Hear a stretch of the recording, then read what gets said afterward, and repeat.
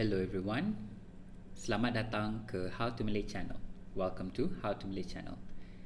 In this video, we are going to look at 10 basic verbs, motion related verbs in Malay. Before we start, this is colloquial Malay and this is not textbook Malay. So what you're going to see today may not be grammatically correct, and it is more what is natural to say in spoken Malay. Let's take a look at our first verb, which is pergi. Pergi. Normally when we speak fast, when we talk fast, the R is not really pronounced. So you may hear pergi, pergi. For example, hujung tahun ni saya akan pergi ke Jepun. Hujung tahun ni saya akan pergi ke Jepun. End year this year end, saya, I, will go to Japan. Pergi ke Jepun. Ke is just like the preposition to in English. Hujung tahun ni saya akan pergi ke Jepun. Verb number 2 is datang. Datang. Datang means to come. Kawan-kawan dari Thailand datang esok. Kawan-kawan dari Thailand datang esok. Friends from Thailand come tomorrow. Kawan-kawan dari Thailand datang esok.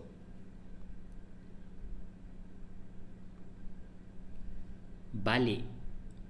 Balik, to return. Semua orang dah balik ke rumah. Semua orang dah balik ke rumah. Whenever you see ke in brackets like this, that means it's optional. You can use it or not use it. Balik rumah works and balik ke rumah also works. Semua orang dah balik ke rumah.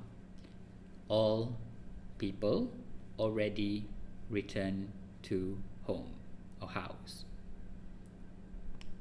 Verb number 4,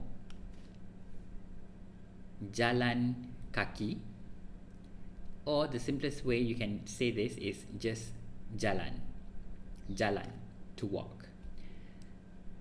Some people may say jalan kaki, and some people may say berjalan or berjalan kaki.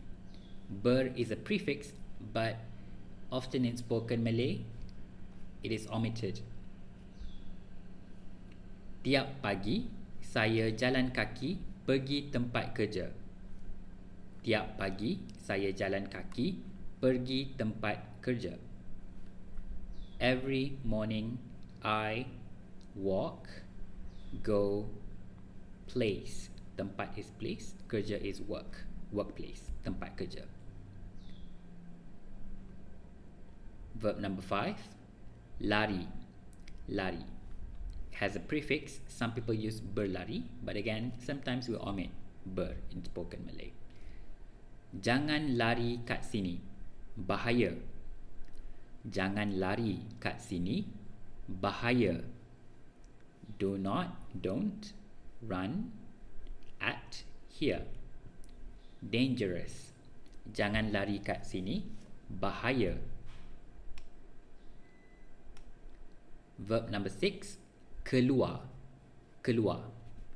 Keluar can mean to leave a place, to exit, or to go out somewhere. For example, jom keluar ke bandar hujung minggu ni. Jom keluar ke bandar hujung minggu ni. Let's go out to the city. Hujung minggu, weekend. Hujung means end, minggu is week, so weekend. Hujung minggu ni, this weekend. Jom keluar ke bandar hujung minggu ni. In this case, ke is a must. Ke must be used to go out to the city. Verb number 7, masuk. Masuk, to enter. Dah hujan, cepat masuk. Dah hujan, cepat masuk. already rain. It's already raining. Cepat, quick, masuk, enter, go in, come in. Cepat masuk, come in quick. Masuk. Verb number 8, terbang. Terbang. Again, sometimes you may hear people say terbang when we speak very fast. Esok saya akan terbang ke Sydney. Esok saya akan terbang ke Sydney. Esok saya akan terbang ke Sydney is what you might hear when we say it fast. Esok saya akan terbang ke Sydney. Tomorrow I will fly to Sydney. Esok saya akan terbang ke Sydney. Verb number 9, sampai. Sampai, to arrive. Pukul berapa akan sampai sini? Pukul berapa akan sampai sini? So pukul is the word that we use for telling time. So it's like o'clock. Berapa is like what or what number, maybe what hour or which hour, as in what time. Pukul berapa means what time. Will arrive here. Pukul berapa akan sampai sini? And the last verb is bertolak. Bertolak. Again, the ber is sometimes omitted.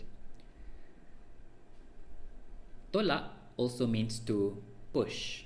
Okay, but in this case, we're using it as an intransitive verb, meaning to depart from a place or to start a journey.